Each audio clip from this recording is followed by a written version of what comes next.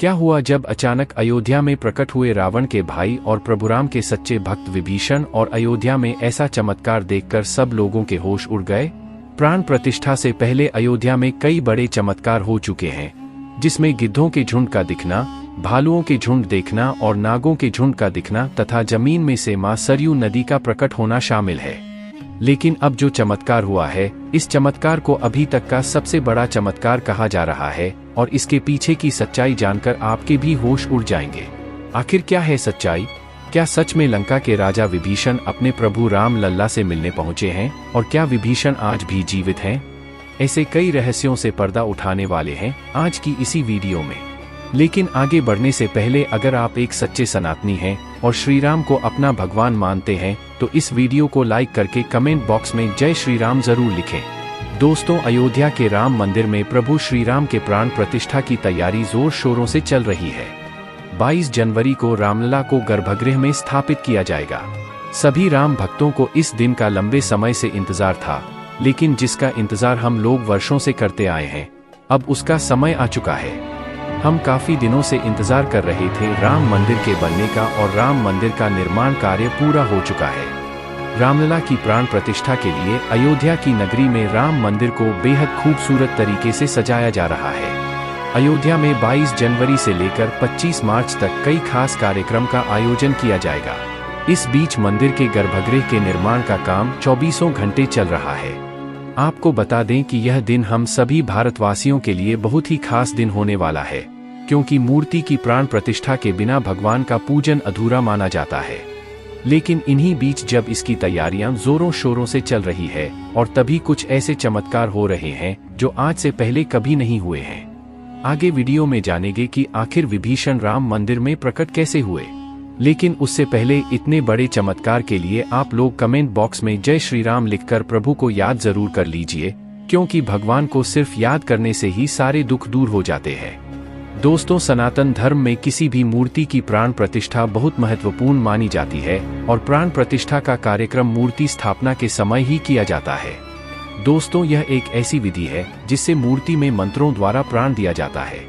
किसी भी मूर्ति की स्थापना के समय उस प्रतिमा रूप को जीवित करने की विधि प्राण प्रतिष्ठा कहलाती है। ऐसे में प्राण प्रतिष्ठा का अर्थ जीवन शक्ति की स्थापना करना या देवता को जीवन में लाना होता है।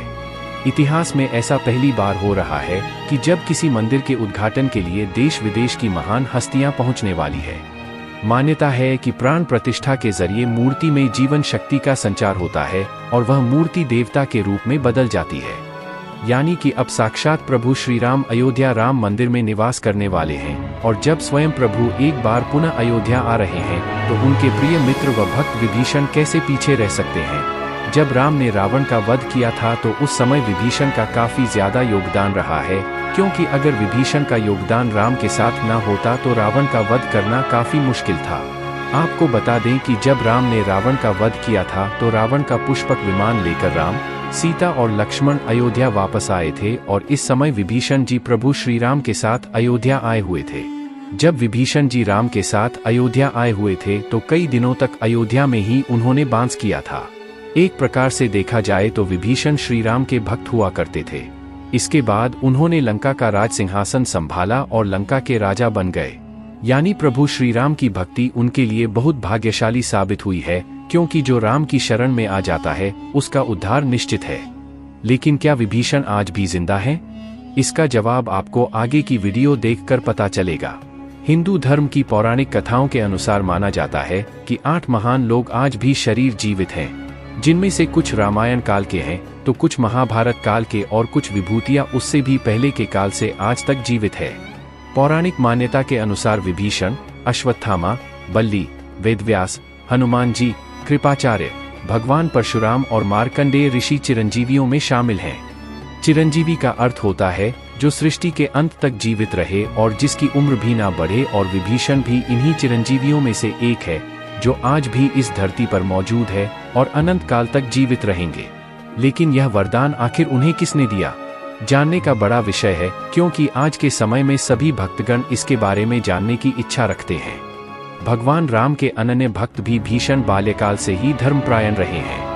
वह अपने बड़े भाई रावण के धर्म विरुद्ध कार्यों का विरोध भी करते थे। विभीषण ने लंका युद्ध में भी धर्म का पालन करते हुए भगवान राम का साथ दिया था और इसीलिए प्रभु श्री राम ने उन्हें सृष्टि के अंत तक अजर अमर रहने का वरदान दिया। जब कलयुग का अंत होगा उस समय भगवान विष्णु एक बार फिर से अवतार लेंगे जिसका नाम कल्कि होगा। तब ये 8वां चिरंजीवी भगवान कल्कि का साथ देंगे और फिर से सतयुग की स्थापना करेंगे। इसका मतलब यही निकलता है कि विभीषण आज भी जीवित हैं। लेकिन आखिर अयोध्या में राम मंदिर की प्राण प्रतिष्ठा की तैयारी जोर शोर से चल रही है। 22 जनवरी को रामलला को गर्भगृह में स्थापित किया जाएगा।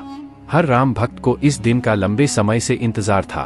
अयोध्या में 22 जनवरी से लेकर 25 मार्च तक कई खास कार्यक्रमों का आयोजन किया जाएगा। 22 जनवरी को राम मंदिर में रामलला की प्राण प्रतिष्ठा होने वाली है।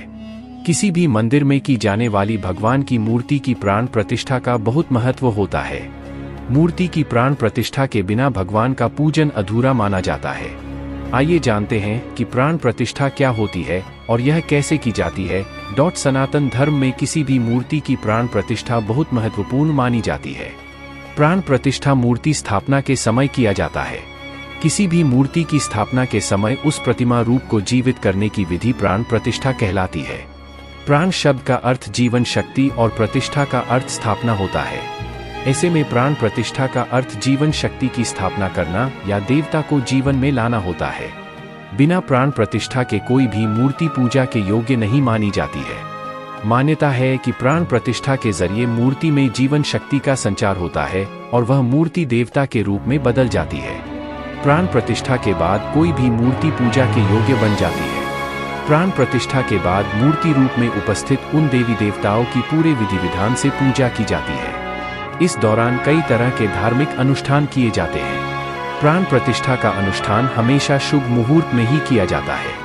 प्राण प्रतिष्ठा के लिए सबसे पहले प्रतिमा को गंगाजल या किसी भी पवित्र नदियों के जल से स्नान कराकर उसे स्वच्छ कर लिया जाता है। इसके बाद किसी स्वच्छ वस्त्र से मूर्ति को पोंछकर उसे नए वस्त्र पहनाए जाते हैं।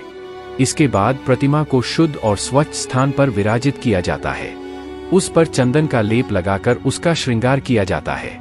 इसके बाद बीज मंत्रों का पाठ कर प्राण प्रतिष्ठा का अनुष्ठान किया जाता है।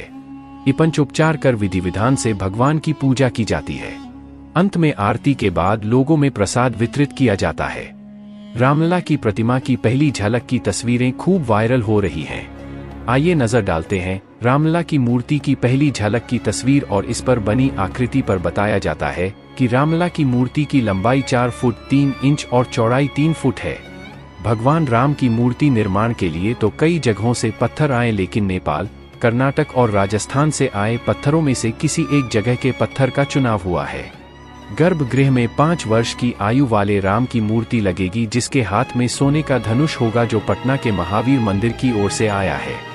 गर्भगृह काफी बड़ा है इसलिए शायद पुरानी मूर्ति दिखाई नहीं पड़ेगी, इसलिए नई मूर्ति लग रही है। चूंकि यहाँ 5 वर्ष के बाल स्वरूप रामलला की मूर्ति रहेगी इसलिए यहाँ सीता या हनुमान जी की नहीं प्रतिमा लगेगी। पूरा राम दरबार उसके ऊपर वाले तल पर बना है। आंखों से पट्टी प्राण प्रतिष्ठा के बाद ही हटेगी जिसे नेत्र उन्मीलन विधि कहते हैं। भगवान के आंखों में पट्टी होती है और उसे खोला जाता है, फिर मंत्रों द्वारा प्राण प्रतिष्ठा की जाती है। मूर्ति के सबसे ऊपर सूर्य नारायण की आकृति बनाई है क्योंकि राम सूर्यवंशी क्षत्रिय कुल के थे। सूर्य की दाईं ओर शंख और चक्र की आकृति है जो भगवान विष्णु के हाथों में रहता है। सूर्य के बाईं ओर भगवान विष्णु के गदा की आकृति बनाई है। स्वास्तिक चिन्ह बाईं ओर और चिन्ह दाईं ओर बनाया है। यह दोनों सनातन धर्म का प्रतीक है। मूर्ति के सबसे नीचे कमल की आकृति है क्योंकि उनके चरण कमलों की तरह माना गया है। मूर्ति की दाईं ओर सबसे नीचे हनुमान जी की आकृति है और बाईं ओर गरुड़, भगवान के वाहन, की आकृति बनी है। मूर्ति में भगवान विष्णु के 10 अवतारों की भी आकृति बनाई गई। दोस्तों, यदि हमारा वीडियो पसंद आया हो तो वीडियो के लिए एक लाइक जरूर करें। चैनल पर नए हो तो हमारे चैनल को सब्सक्राइब करके बेल आइकन को भी ऑन कर ले। फिर मिलते हैं किसी नए वीडियो में दोस्तों। जय हिंद, जय भारत।